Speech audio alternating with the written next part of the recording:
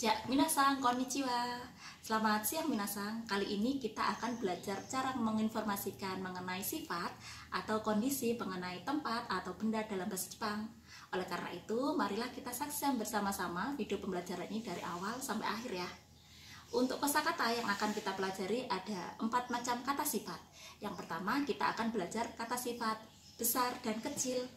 Dalam bahasa Jepang, besar disebut oki. Oki. Sedang kecil disebut chisai, chisai. Oki, oki, chisai, chisai. Yang kedua, kita akan belajar mengenai kosakata terang dan gelap. Terang dalam bahasa Jepang disebut akarwi, akarwi. Sedangkan gelap dalam bahasa Jepang disebut kurai, kurai. Akarwi, akarwi, kurai, kurai. Yang ketiga, kita akan belajar kosakata luas dan sempit. Luas dalam bahasa Jepang disebut hiroi, hiroi. Sedangkan sempit semai, semai. Hiroi, hiroi, semai, semai. Yang keempat, kita akan belajar kosakata bersih dan kotor. Bersih disebut kirei, kirei. Sedangkan kotor kitanai, kitanai. Kirei, kirei, kitanai, kitanai.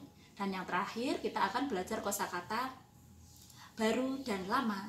Baru atarashi, atarashi. Sedangkan lama furui, furui. Atarashi, atarashi. Furui, furui. Selanjutnya kita akan coba memasukkannya ke dalam pola kalimat ya.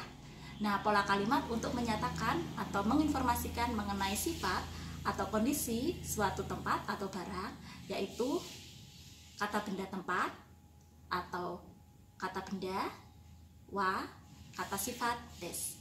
Kata benda tempat wa, kata sifat des. Semisal kita ingin menyatakan bahwa rumah itu besar, menjadi uchiwa oki des, uchiwa oki des.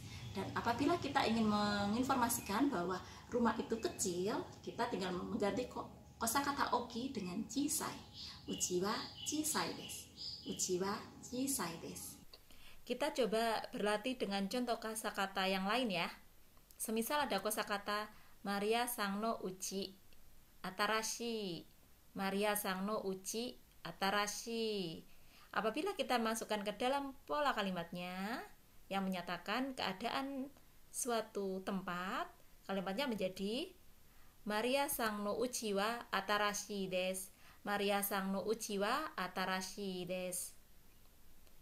Contoh yang kedua, Anton sang no heya hiroi, Anton sang no heya hiroi.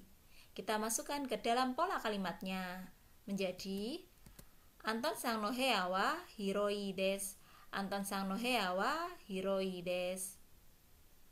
Contoh ketiga, semisal ada kosakata Ari sang no ima akarui, Ari sang no ima akarui. Apabila kita masukkan ke dalam pola kalimatnya menjadi Ari sang no ima wa akarui des, Ari sang no ima wa akarui des. Nah, sedangkan apabila kita ingin mengkonfirmasi mengenai kebenaran dari kata sifat tersebut, kita bisa menambahkan partikel ka di akhir kalimat. Misalnya yaitu uchiwa oki desu ka? Uchiwa oki desu ka? Apakah rumah itu besar? Nah, jawabannya adalah hai oki desu. Hai oki desu. Ya, besar. Atau iye chisai desu. Iye chisai desu. Tidak, rumah itu kecil. Selanjutnya kita akan mencoba untuk berlatih dengan kosakata yang lain.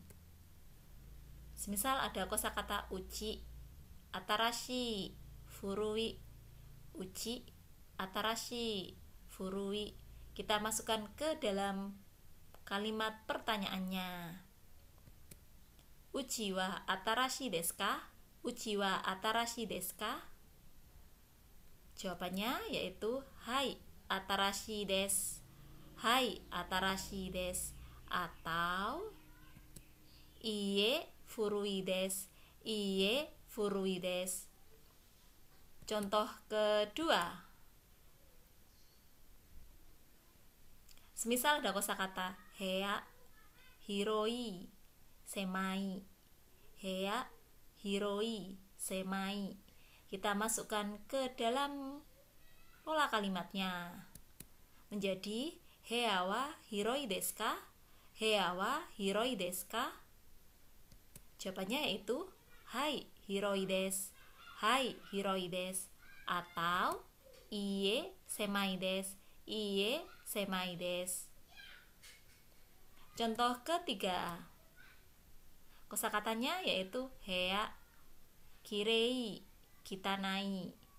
Hea, kirei, kitanai. Kita masukkan ke dalam pola kalimatnya. Menjadi hea wa kirei desu ka? Hea wa kirei desu ka? Jawabannya yaitu hai, kirei desu. Hai, kirei desu. Atau iie, kitanai desu. Iie, kitanai desu. Nah, yang terakhir, untuk mengetahui sejauh mana pemahaman kita mengenai materi yang sudah kita pelajari, marilah bersama-sama kita mengerjakan soal berikut ini. Semoga kalian bisa mengetahui jawabannya dengan mudah dan lancar ya. Demikian video pembelajaran kali ini, semoga bermanfaat. Sampai jumpa minggu depan. Mata Raishu.